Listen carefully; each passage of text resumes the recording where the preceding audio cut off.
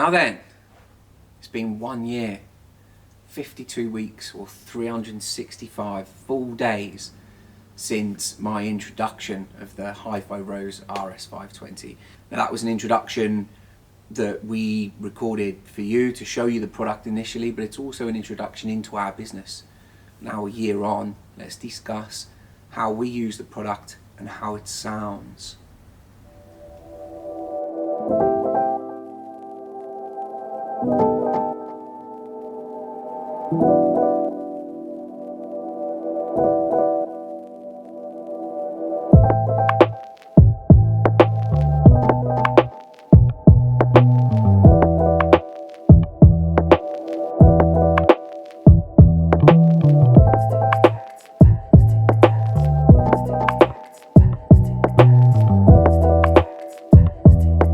I'm going to discuss two things today on the RS520.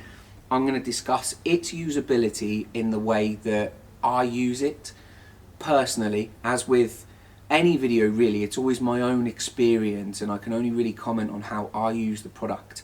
These products do millions of things, 999,000 of which I'm probably not interested in.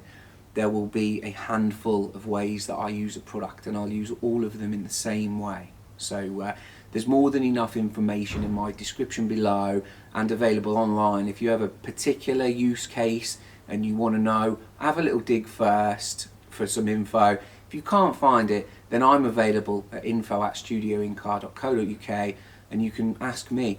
Even if I don't know, I can ask the right people and we can sort of get you to where you want to be. And more importantly, this time around, I'm going to discuss the way that it sounds. That's the one. That's the key, and what people want to know is how does it sound. It's a £3,399 product, full streamer suite. It does pretty much everything. The full GAN FET, 2 times 250 watt amplifier in there, so it should be hot to trot. It's quite new technology and there aren't plenty of products out there with the same tech. There are a handful, so reviews of that type of product are quite you don't see them that often, so it's worthwhile us discussing how a product like this sounds to give people confidence in that sort of technology. So let's get into it.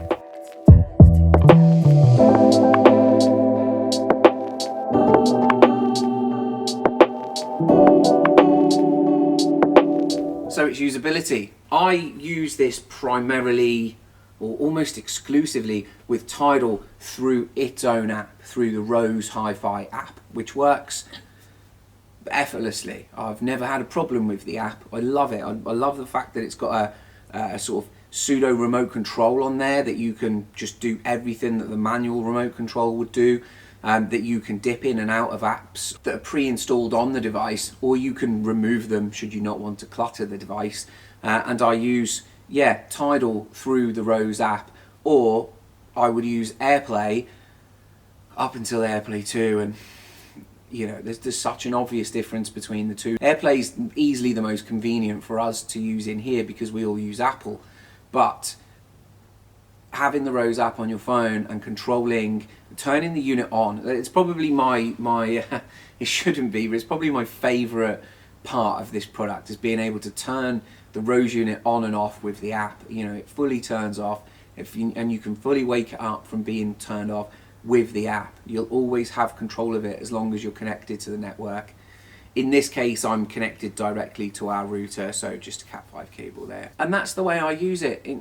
Unless I'm playing around with some Korean radio, or if I'm putting Radio 6 on through the radio app or something like that, which is not very often, it will usually be Tidal through the app, or maybe Spotify through Apple AirPlay, because it doesn't have Spotify Connect, because I like to use Spotify to find my music, and then I like to use Tidal to offline it. Or I have all of them. I have Amazon Music, YouTube Music.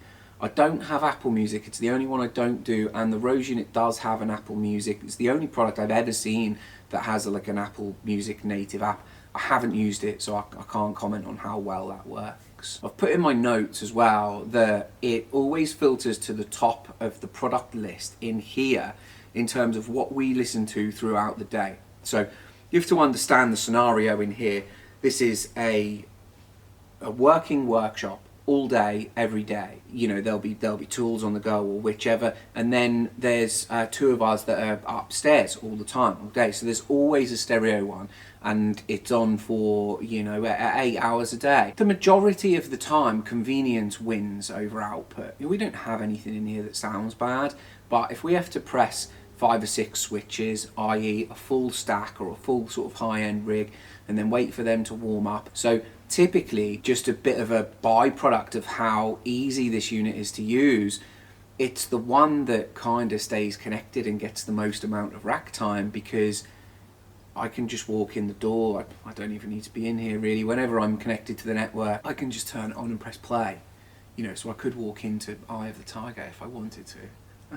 Yeah, so, and that, you know, like I say, in my notes, the way I use it, it always filters to the top because of its simplicity. Switch on via app is super convenient, and the term super convenient keeps cropping up with this unit. Now, it's a bit of a, whoa, you know, calm down. Super convenient doesn't usually mean that something's going to sound too good.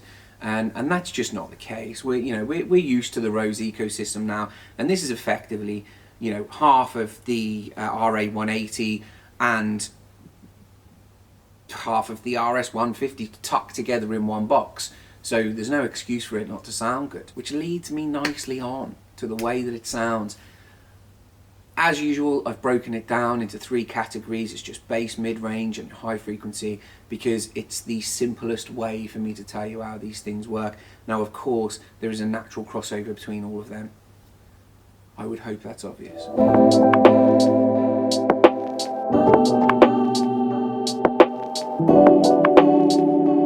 Bass, plenty of power, and with multiple different sets of speakers. So today I've been listening to it for a few hours, again just as a sort of refresher, with Dyne Audio's Contour 20i.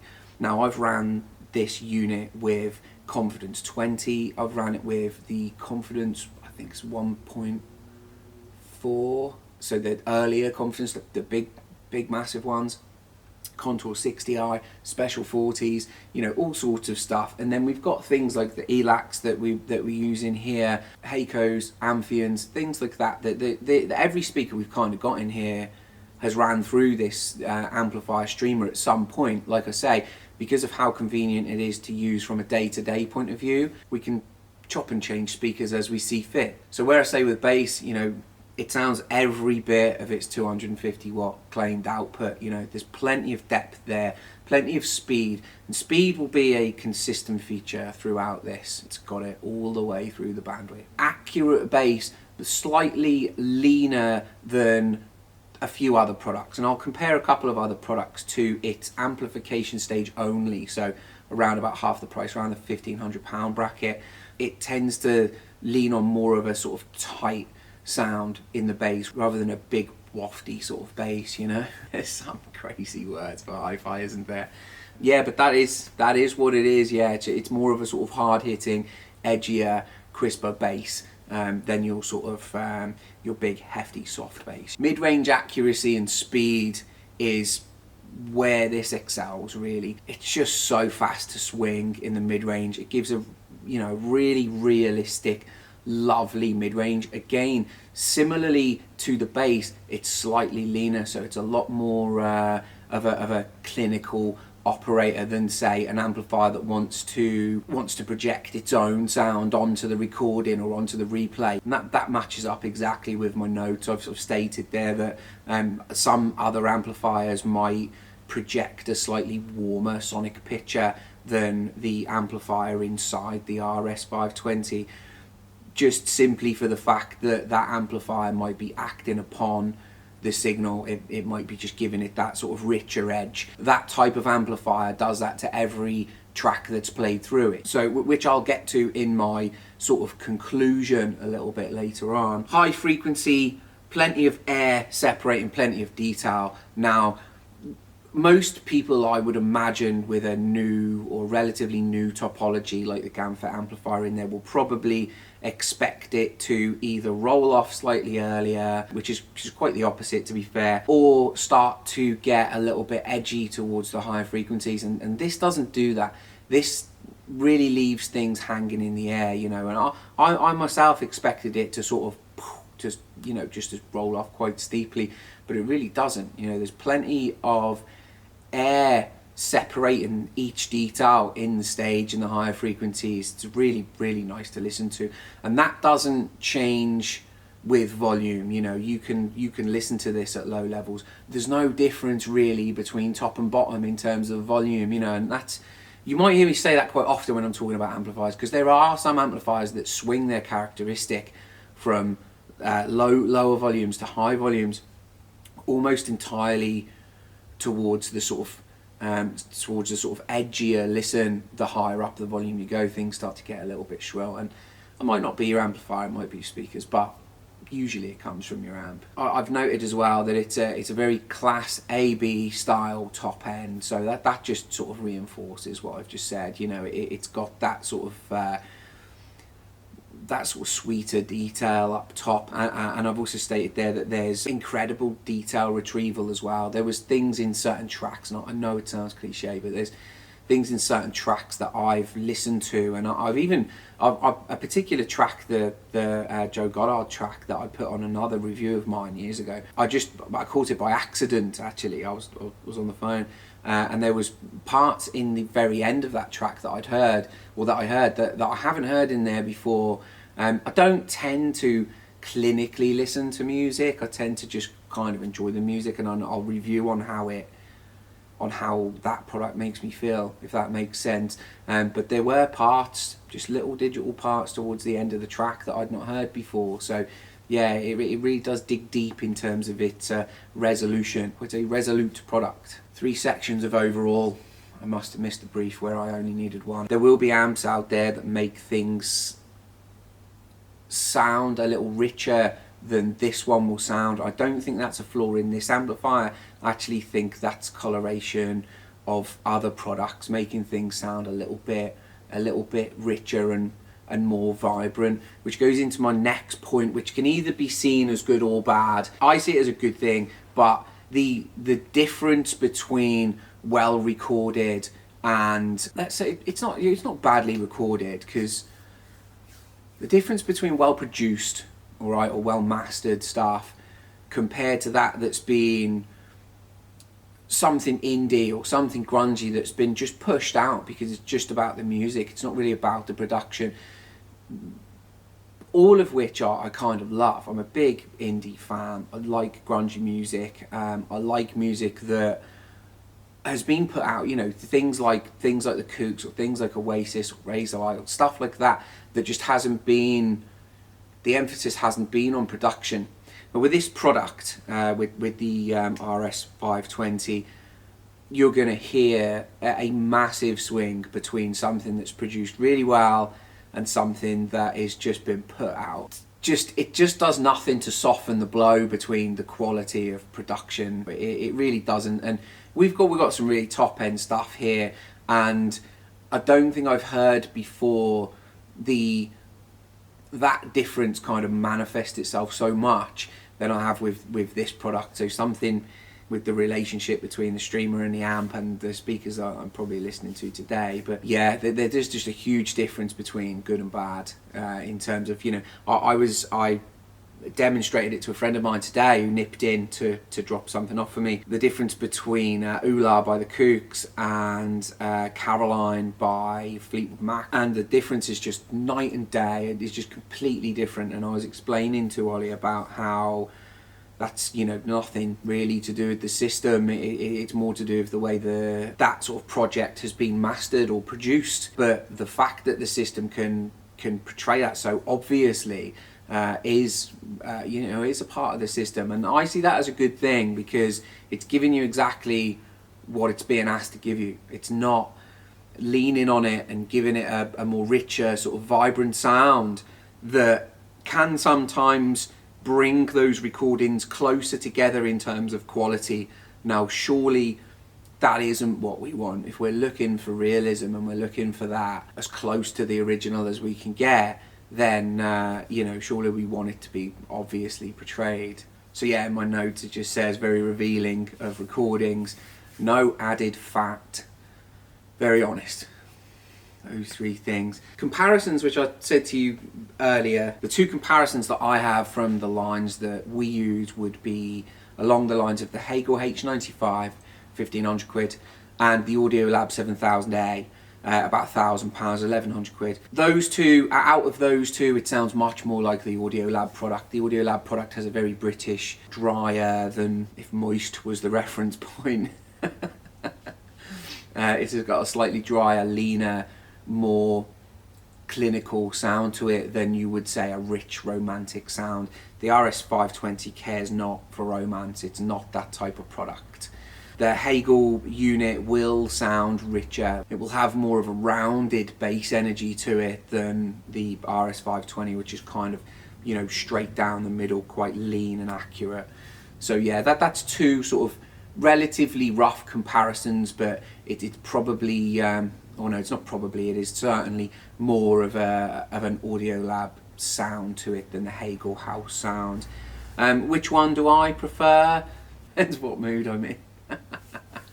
You'd have to listen to them both and make your own mind up. Overall, a really nice sounding product with an extremely hard to ignore lifestyle convenience. You'll know by now, one of my main things is how simple it is to use. How fast can you get it off the ground to playing music? Here's how fast the Rose works.